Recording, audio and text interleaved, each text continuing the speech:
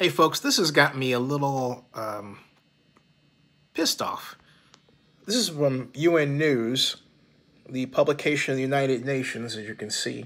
Title is COVID-19 Countries, Businesses Must Safeguard Human Rights as Virus Spreads. And what got me about this was when it said human rights, I thought, okay, we're talking about, well, human rights. But this mentions carbon emissions drop, and it reads, meanwhile, as record temperatures continue in the northern hemisphere, the World Meteorological Organization indicated that it was still too early to say whether the global pandemic might lead to a drop in greenhouse gas emissions. According to the World Health Organization, the number of confirmed cases of COVID-19 has neared 100,000 worldwide, with some 3,300 deaths in more than 80 countries now affected. Since the virus emerged in central China in December, WHO has urged countries repeatedly to adopt infection containment measures without delay, as these will give health services more time to prepare for a worst-case scenario. This is not a drill. This is a time for pulling out all the stops. Dr. Tedros Adhanom Ghebreyesus, WHO Director General, said on Thursday. Be prepared for unintended consequences, echoing the need for swift action from all countries facing the global threat based on her past experience as a medical doctor and as president of Chile. Ms. Bachelet also cautioned that governments need to be ready to respond in a range of ways to unintended consequences of their actions aimed at the coronavirus. Businesses will also need to play a role, including responding with flexibility to the impact of their employees. And the High Commissioner statement added, we've got lockdowns, quarantines, and other measures to contain and combat the spread of COVID-19. They should always be carried out in strict accordance with human rights standards in a way that is necessary and proportionate to the evaluated risk. And then it goes on to discuss economic effects likely linked to emissions. And it says, obviously, the impact on carbon dioxide emissions will depend on the global economic slowdown as a result of the coronavirus. And it says the international aviation industry is reporting facing a $113 billion loss in sales due to the virus this year. And it says any sort of depression in economic activity, reduction in electricity production from coal power plants, a reduction in transport will make a difference, Ms. Nulla said. So that's where I stopped, all right? But we also need to look at efficiency gains where those plants are running at half capacity. If you've got planes flying which are quarter full, that's not going to really make a big impact.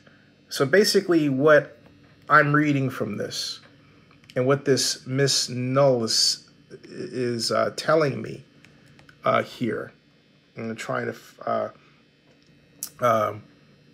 in this piece, is that is something really rather dire, and it sounds to me like she is saying, for all practical purposes, this didn't come from Liz Throssell, but it sounds to me like she's telling us that we should be very happy for this pandemic because it will lower emissions. And that really is sick, okay? There's no two ways about it. It's not, her name is WMO spokesperson Claire Nullis. She says, what is clear is 2020 has started out where 2019 left off with record temperatures. It was the warmest January on record. And she's a WMO spokesperson, Claire Nullis, citing data released on Thursday by the Copernicus European Union Climate Change Service. Right, this is nuts.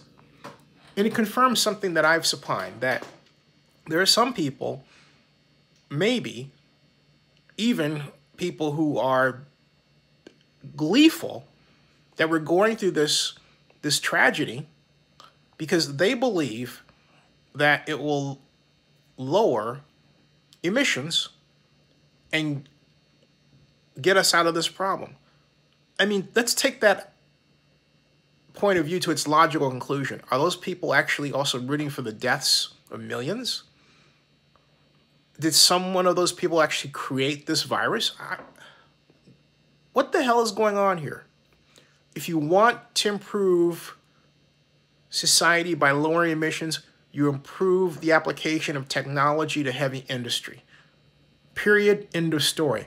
The number of people out there who are these activists don't talk at all about the application of technology to help save jobs in heavy industry while reducing emissions. And now many people are out of jobs. Millions of people are being impacted.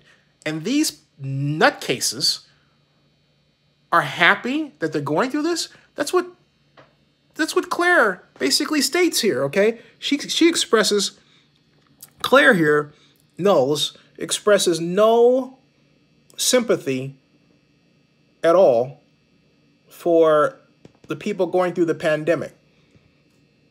None. Awful. That's all I can say, awful. Subscribe to Zenny62 on YouTube. Bookmark oaklandnewsnow.com.